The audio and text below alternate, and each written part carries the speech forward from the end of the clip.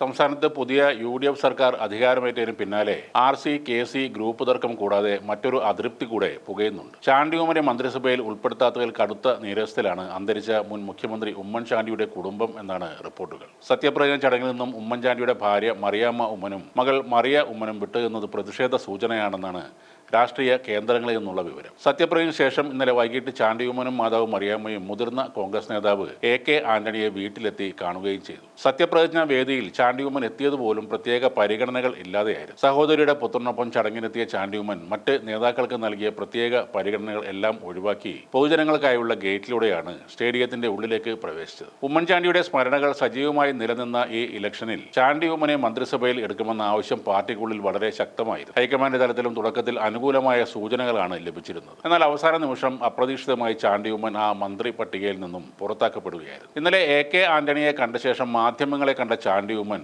വളരെ വൈകാരികമായാണ് പ്രതികരിച്ചത്. ഇതൊരു സ്നേഹ സന്ദർശനം മാത്രമാണ്. ഇന്ന് ജനങ്ങളിൽ നിന്നും നേതാക്കളിൽ നിന്നും അനുഭവിച്ച സ്നേഹം വളരെ വലുതാണ്. ആർക്കും കിട്ടാത്തൊരു സ്ഥാനം എനിക്കിപ്പോൾ ഉണ്ട്. അത് കേരളത്തിന്റെ മകൻ എന്ന സ്ഥാനമാണെന്നും ചാണ്ടി ഉമ്മൻ പറയുന്നു. മന്ത്രിസ്ഥാനത്തെ ചൊല്ലിയുള്ള വിവാദങ്ങളെ ചാണ്ടി ഉമ്മൻ തള്ളിക്കളഞ്ഞു. മന്ത്രിസഭയിലേക്ക് ആദ്യം മുതലേ തന്റെ പേര് ഉണ്ടായിരുന്നില്ലെന്നും അതെല്ലാം ഇവിടുത്തെ മാധ്യമങ്ങൾ ഉണ്ടാക്കിയ വാർത്തകളാണെന്നും അദ്ദേഹം ആരോപിച്ചു. കേരളത്തിന്റെ മുഖ്യമന്ത്രിയാണ് പുതുപ്പള്ളിയുടെയും മന്ത്രിയെന്നും അദ്ദേഹത്തിലൂടെ പുതുപ്പള്ളിക്ക് കൃത്യമായ നീതി ലഭിക്കുമെന്നും ചാണ്ടി ഉമ്മൻ പറയുന്നു. സത്യപ്രതിജ്ഞ ചടങ്ങിനായി പുതുപ്പള്ളി MLA നടത്തിയ വേറിട്ട യാത്ര ഇതിനോടകം തന്നെ സോഷ്യൽ മീഡിയയിൽ ഒരു ട്രെൻഡായി മാറിക്കഴിഞ്ഞു. ജഗതിയിലെ വസതിയിൽ നിന്നും ഒരു കൂട്ടം കോൺഗ്രസ് പ്രവർത്തകർക്കും സുഹൃത്തുക്കൾക്കുമൊപ്പം സത്യപ്രതിജ്ഞ നടക്കുന്ന സെൻട്രൽ സ്റ്റേഡിയത്തിലേക്ക് അദ്ദേഹം നടന്നു വരികയായിരുന്നു. ലൂസിഫർ എന്ന സിനിമയിലെ മോഹൻലാൽ അവതരിപ്പിച്ച സ്റ്റീഫൻ നെടുമ്പള്ളി അണികൾക്കൊപ്പം നടന്നു വരുന്ന ദൃശ്യങ്ങളോടാണ് സോഷ്യൽ മീഡിയയും ആരാധകരും ചാണ്ടി ഉമ്മന്റെ ഈ വരവിനെ ഉപമിക്കുന്നത്. എന്തുകൊണ്ടാണ് നടന്നു പോകാൻ തീരുമാനിച്ചത് എന്ന മാധ്യമപ്രവർത്തകരുടെ ചോദ്യത്തിന് വികാരാധീനായാണ് ചാണ്ടി ഉമ്മൻ മറുപടി നൽകിയത്. എന്റെ പിതാവിന്റെ ഓർമ്മകൾ നിലനിൽക്കുന്ന സത്യപ്രതിജ്ഞയാണിത്. 15 വർഷങ്ങൾക്ക് മുൻപ് ഇതേ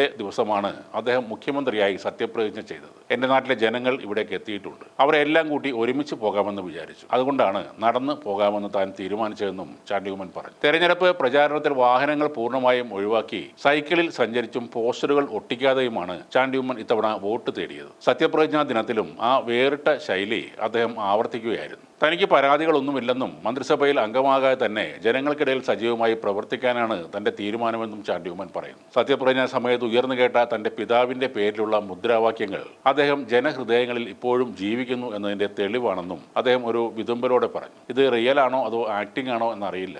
എന്തായാലും സ്ഥാനമാനങ്ങൾക്കായുള്ള കടിപിടി ശക്തമായി തുടരുമ്പോൾ ഏറെ വ്യത്യസ്തനായി മാറുകയാണ് പുതുപ്പള്ളി MLA ചാണ്ടി ഉമ്മൻ.